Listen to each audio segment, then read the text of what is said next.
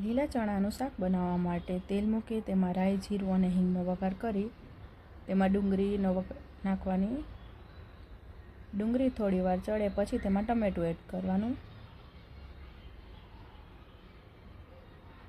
પછી તેમાં લસણવાળી લાલ ચટણી, હળદર, ધાણા જીરું, નમક અને થોડો ગરમ મસાલો એડ કરી થોડી વાર હલાવવાનું.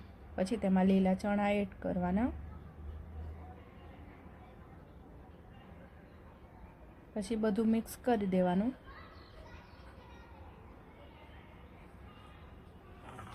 પછી તેમાં પાણી નાખી અને 3 વિસલ થવા દેવાની.